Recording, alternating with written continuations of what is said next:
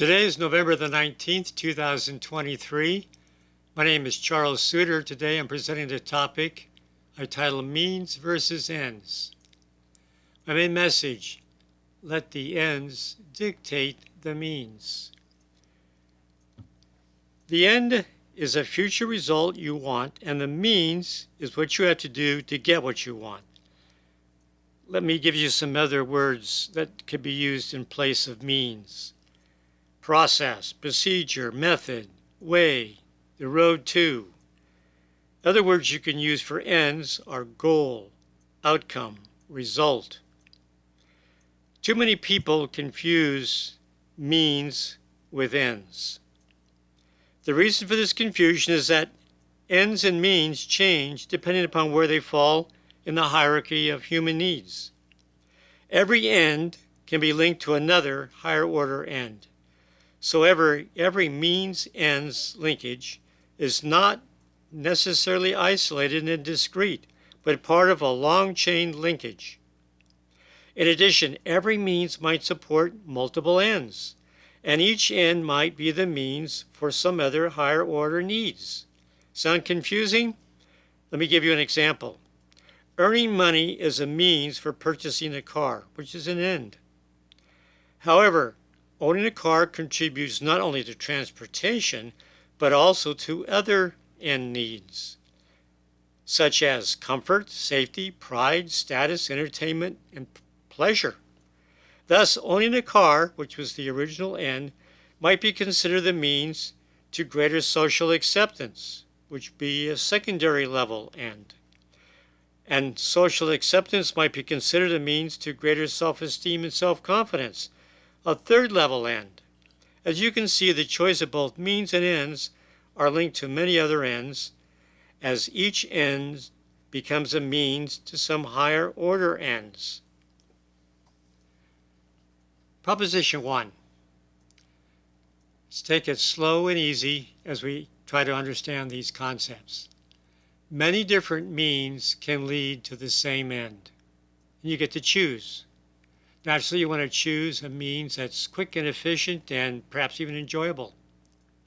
Each means has a unique set of inputs or work that you have to do for achieving the desired ends. To reach the desired end, focus on completing the required inputs. Normally, when all the inputs to the means is complete, you should have achieved your end.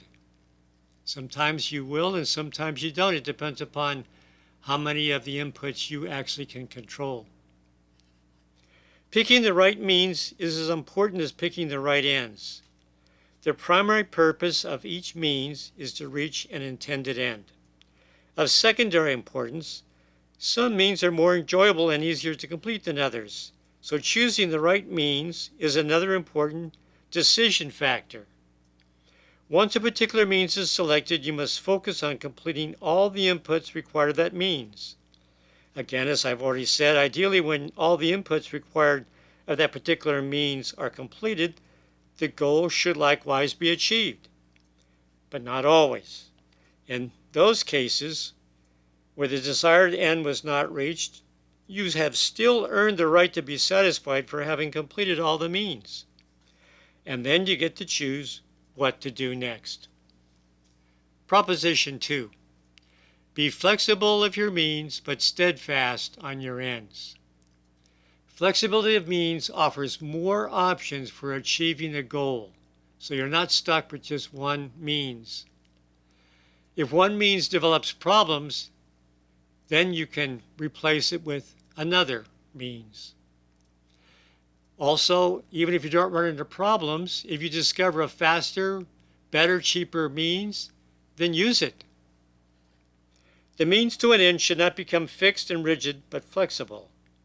Should a better means be found later, with a shorter and easier set of inputs to reach the goal, then shift direction. Flexibility of means and consistency of ends allows you to avoid potential problems and get to the end faster. If one means runs into more and more problems, do not let your ego get so involved that you stubbornly plow ahead anyway with the original means. Be flexible. Always be searching for a plan B. Proposition 3. The means to an end are just as important as the ends. As I've said, some means are faster, better, cheaper, enjoyable, and morally superior. Enjoying the means is an important part in selecting the ends. Once selected, the means becomes an integral part of the ends. In other words, the means and the ends come as a package. To achieve a desired end, pick the right means and focus on the means and its inputs until such time as a better means is discovered along the way. If none is discovered, then you continue with the original means. However, if you run into a roadblock, adjust your means appropriately as a workaround. If you complete all the inputs required of a particular means and you don't achieve the desired end, as I've already said, then you must find another means to fulfill any new inputs still necessary to achieve your desired end. It just means that your plan for your means was not necessarily complete. There was some missing inputs. You got to find them, add them. That should take you to your goal. My final message: the means are as important as the ends you seek. Good ends seldom justify bad means. When I say bad means, I'm thinking morally corrupt means. Ideally, the right means and the right ends and the right means are compatible and morally justifiable. Picking both the ends and the means becomes part of a completed decision. The means becomes an integral part of the ends.